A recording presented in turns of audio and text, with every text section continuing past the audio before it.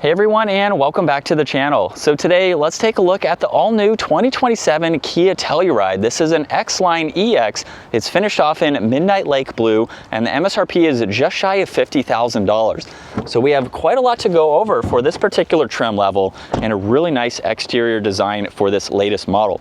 So we'll start off underneath the hood, where we have the turbocharged engine. This is a 2.5-liter 4-cylinder paired to that 8-speed automatic, and it pumps out 274 horsepower, 311 pound-feet of torque. This model is all-wheel drive. It'll do 0 to 60 in around 8 seconds, and as far as MPG goes, you're looking at 20 in the city and at 29 out on the highway. Now for the front end design, you'll notice the blacked out Kia badge. There's also this square design for the grille with plenty of squared cutouts to provide additional cooling. This also has a really seamless design for the LEDs with all of the lighting. There's also fog lights down below, a sensor for distance pacing, all of the parking sensors, and even some reflectors nicely hidden in the lower corners.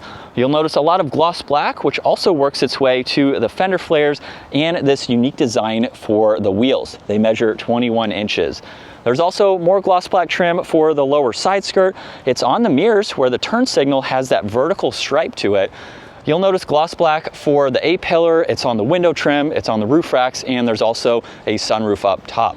Now this also has a unique design for the door handle. So as you can tell, they're popped out at the moment. If you lock the vehicle or you're driving down the road, of course, they are going to be flush with the bodywork there.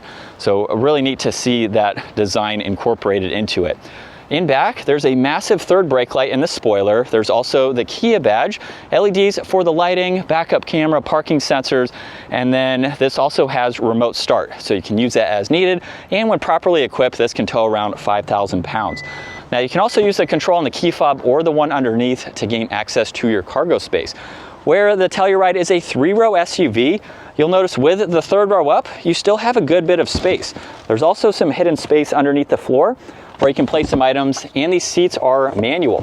So it makes it super convenient. You don't have to wait for them to go up and down. You can easily adjust them, and you can even fold down the second row from back here. They are manual to, of course, put back up. You have some tie downs along with a 12-volt and some hooks too. So you have a lot of space for this 3-row vehicle. Now, as we approach the vehicle, there's no proximity. Oh, it just unlocks by itself. This is a first impression for me today, so that worked out really well. And then this also has the sunshades, really nice soft touch materials with this unique design for the door handle and the release handle, and then there's storage down below. Now this also has captain's chairs with the adjustable armrests. They do recline and incline and then move forwards and backwards.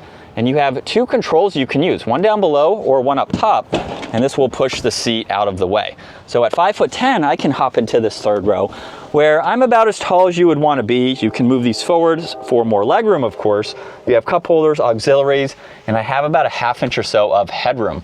There's also dome lights up top along with some air vents too. So I could ride around, but of course it will be better for smaller children.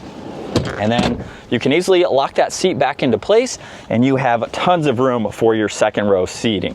You also have storage pockets, cup holders, storage down below. And then up top, there's a voice commands control along with temperatures, fan speed, and some other auto adjustments there. There's also some speakers too for that, and then vents and dome lights too. And as far as headroom goes, I have about 3 or 4 inches, and of course they do recline to make it that much more comfortable. Now up front, there's the heated and ventilated seats, heated steering wheel. There's all of the window controls, side mirror adjustments, more storage down below, and then the power operating front seats with the Xline badge. As we hop in, this is where the engine start stop button is, located on this stalk. And we can bring this to life where we have a unique design for the steering wheel. There's also paddle shifters too. You have mode, voice commands, volume, there's another Bluetooth control, even a favorites button. And then on the left side, there's all the cruise control settings and the adjustment to go through the information on the gauge cluster. So you can use that control to go to the right, and then you can scroll up and down if that screen allows you to. And then you'll notice on both sides, the rest of that information is going to be fixed. Now there's also some on-road modes, so you can go through these 4. And then if you do have to take this off the pavement, you have a few here for that all-wheel drive system. Now the stalk on the right side also has your gear selector. So twist it counterclockwise or towards yourself, and that is how you can put it into reverse and bring up a few angles. You can twist it clockwise for drive, and then park's located on the end of that stalk. To the left, there's the e-brake along with a dimmer switch, engine start stop, traction control, a tow mode, and there's also the lift gate that you can open and close. With the tow mode, this has a towing rating of around 5,000 pounds. There's this unique marble trim accent with leather on the dash, and then with the infotainment system, you have this home screen here where you can swipe through all of these icons depending on what you would like to see. And you'll notice on this left side, most of this is going to be fixed, but you can go through some of this information here, like AC, you have auto here, the fan speed in the lower section. But if you transition this to this screen here, this is now how you can adjust your fan speed, of course. You have temperature, so that readout is going to be over here, and you can even get into your rears as well and monitor that. So if you are in a different screen here, you can at least visually see all of your climates without actually having to get to it. There's also physical buttons down below. It's mainly just pushing on this bar itself, and that's how you can get into all of this information and set this up the way that you would like. There's also a favorites that you can set up too. Now there is a physical button for volume. There's vents on both sides. Temperature, fan speed, you have where you'd like the air to go, along with temperature for your passenger, and then several auxiliaries and 2 wireless charging pads. There's also auto hold, a downhill assist, parking sensors, and you can also pull up the camera while you are in park. Now there's cup holders, more storage, grab handles on both sides, a very deep compartment for your center storage, along with storage down below. There's plenty of storage in the glove box, and then rear view up top, sunglass holder, dome lights, and controls for the sunroof. The sunshade is manual. And then here's a look at visibility over both shoulders. It's a lengthy vehicle, but it seems pretty easy to see all around. And still in sport mode, second gear, here we go.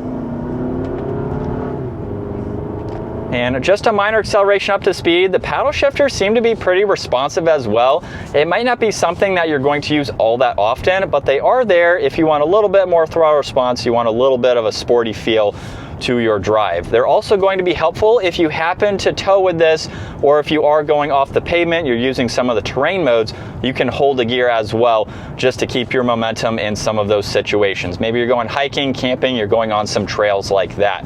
But this is what it's like to be behind the wheel for the new Kia Telluride. Really good outlook from the driver's seat here. And with the few miles that I have put on it, it seems to be very maneuverable. So like I mentioned earlier, if you're looking for a 3-row but you don't want a large vehicle, it is still pretty lengthy, but it's something that is going to be more manageable. Driving in the city, getting into parking spaces, it's not a very large 3-row SUV, but it gives you that interior space. So it's a perfect option. The driver's seat is pretty comfortable with this extension for the armrest there. You have it on both sides. You have tons of storage for this vehicle. So this is going to be something that is going to be a people hauler. You'll have a lot of items to hide away and store in all of these pockets. And this would make for a great daily driver, a really good commuting type of SUV. Suspension seems to be very nice as well. And everything is basically standard for this trim level. I like that from Kia, you get the trim level and it comes with everything. There's not too many additional add-ons, so you basically just buy the car as is. If you're not looking to spec, a million different things, you can basically just pick your trim level and you're good to go. So quite a lot for this latest Kia Telluride. But that is going to wrap it up for the 2027 Xline EX. Once again, huge shout out to Planet Kia for providing this for me today. Take a look at their website, link down in the description. Give this video a huge thumbs up if you enjoyed it, and consider smashing that subscribe button so you can stay up to date with our daily uploads. I will see you all in the next video.